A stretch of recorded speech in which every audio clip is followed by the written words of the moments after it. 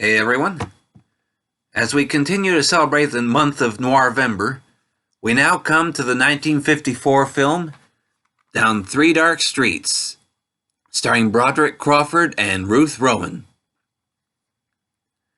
Now, FBI agent Zach Stewart, Kenneth Tobey, finds himself trying to work on three different cases. The first is a hunt for a killer, Joe Bassett. The second is a bunch of interstate car thefts, with Vince Angelino, Gene Reynolds, involved and unwilling to tell what he knows. And the third case is somebody trying to extort money from Kate Martell, Ruth Rowan, by threatening her daughter.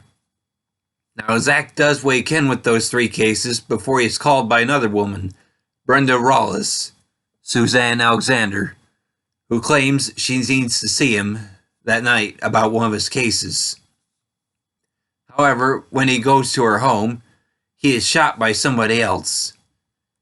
Fellow agent John Ripley, Broderick Crawford, who had gone along with him on that call, is assigned Zach's three cases in the hope that by solving them, the FBI can find his murderer. Now, to go after Joe Walpole, Rip tries to get a rise out of Walpole's girlfriend, Connie Anderson, Martha here.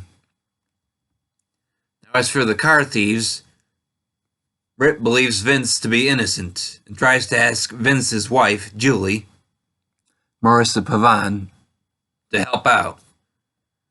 Now, as for Kate Martell, he tries to learn from her who could possibly try to extort money from her and tries to help protect her and her daughter.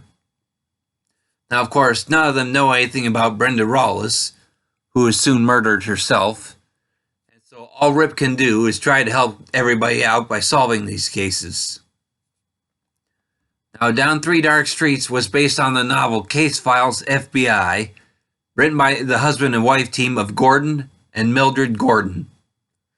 Now, Gordon, there's a name for you, was himself a former FBI agent, which certainly lends a bit of authenticity to the story. Now, they actually ended up being the screenwriters for the movie, with the original plan being to retain the novel's title.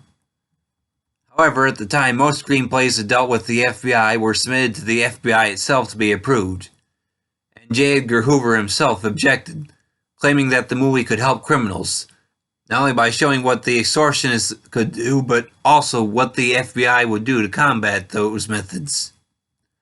Now, I'm not sure what else was changed, but the film's title switched from Case Files FBI to the film's current title of Down Three Dark Streets. Now, I'll admit that this movie is a bit more police procedural than noir, but I still like it. It's interesting watching them try to solve the three cases at once. Admittedly, this is to a degree part of the movie's failing, as it at least feels to me anyways like the three cases don't get equal screen time. And the one that seems to get more, well, you can kind of guess its importance to the overall story. Not to mention, in some respects, the billing gives it away. Still, I enjoyed it, with a familiar face or two, plus characters that you want to cheer for, some characters that just plain creep you out, and everything in between.